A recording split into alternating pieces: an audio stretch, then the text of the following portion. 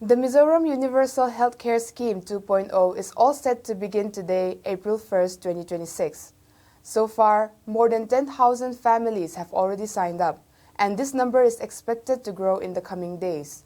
The scheme offers three plans. Families can choose to pay Rs 2,500, Rs 5,000 and Rs 10,000. In return, they can get medical coverage of up to Rs 5 lakh in a year. Most registrations have been happening online. But what about the people in remote villages? The government has an answer. Starting tomorrow, offline registration centers will open in 269 villages where internet access is still a challenge. There is also a deadline. People can register till April 15th. After that, there will be a second chance in June, but at a higher cost, a 50% increase. But not everyone needs to join. Government employees, pensioners, and those already covered under the central ABPMJAY scheme are exempted. So what we are seeing is a layered system, one that tries to cover those who fall through the gaps. This is healthcare reform at the ground level, and its success will depend on how many people trust it. In Colosib, authorities today destroyed drugs worth more than Rs 19 crore. This was not a small seizure, this was a massive stockpile. The destroyed drugs include over 23 kilograms of methamphetamine, heroin, and marijuana. All of it was burned after proper legal clearance. The operation was carried out under strict supervision at the Colosib police station. This is part of Mizoram's larger fight against drugs, a fight that has become more urgent in recent years. Because Mizoram sits close to an international border, and that border has become a route for drug trafficking. This is not just about catching drugs. This is about destroying the supply chain. And more importantly, it is about sending a signal that Mizoram will not be a safe passage for narcotics. Now to a developing situation near the Mizoram-Assam border. Tensions are rising, and the timing is important. Assam is heading for elections. In such times, border areas become sensitive zones. In Colosib district, the administration has issued an urgent advisory. Security has been tightened. Patrolling has increased, and the officials are on high alert. This comes after what has been described as a very unpleasant incident on March 29 in Bairabi, Zopai. Details are limited, but the response is strong. Authorities are not taking any chances. Residents have been asked to stay calm but alert. This is a delicate situation because border tensions are not just about geography. They are about people, about trust, about peace, and in times of election, even small incidents can escalate quickly. So the focus right now is simple: prevent escalation and maintain stability. Now a story of frustration and of survival. In Kamalanagar, employees of the Takma Autonomous District Council have decided to go on an indefinite strike, and the reason to this is because they have not been paid for 4.5 months. Imagine working for months without salary. Teachers, staff, offices, all affected. They say they reached out to the governor earlier this month, but they received no response. Now they have decided to stop working completely. From April 2nd, all offices and schools under the council are expected to shut down. This is not just an administrative issue.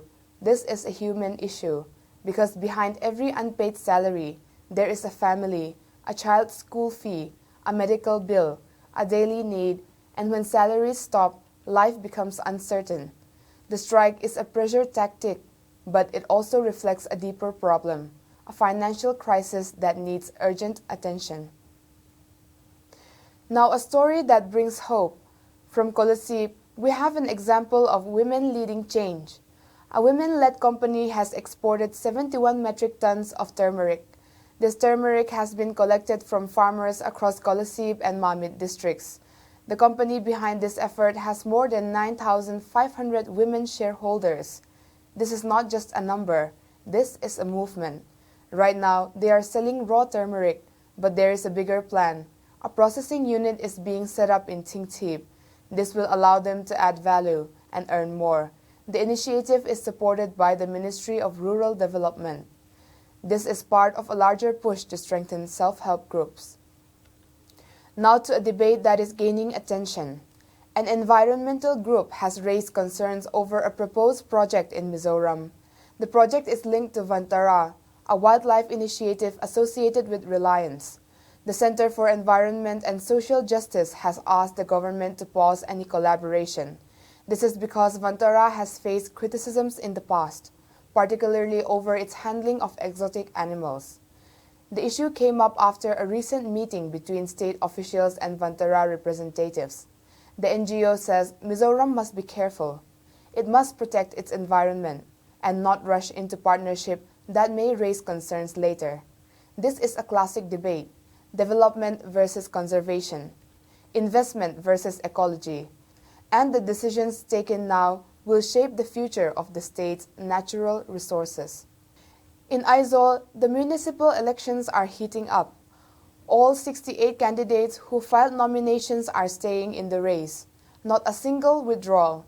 This means a full contest in all wards. The election will be held on April 21st. 3 major parties are held in the fray: ZPM, MNF, and Congress. Each has filed 19 candidates. The BJP has 11 candidates. But here is something important. Women voters outnumber men by more than 19,000, and 6 wards are reserved for women candidates. This could shape the outcome, because representation matters, and this election could see stronger participation from women. The stage is set. Now it is up to the voters.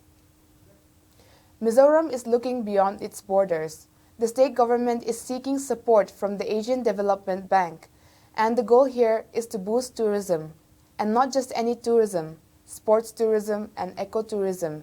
The plan is to turn Aizawl into a place where tourists stay longer, not just pass through. A 3-night stay destination, because longer stays means more spending, more jobs, more growth. The government says it cannot do this alone. It needs funding, infrastructure, planning, and this is where the ADB comes in. And if these plans move forward, it could change how Mizoram presents itself to the world. And lastly, in Champhai, the numbers of drug seizures are worrying. In just 1 month, authorities seized more than 55 kilograms of meth. That is a huge amount. 15 cases have been registered. 24 people have been arrested. This is not a random crime.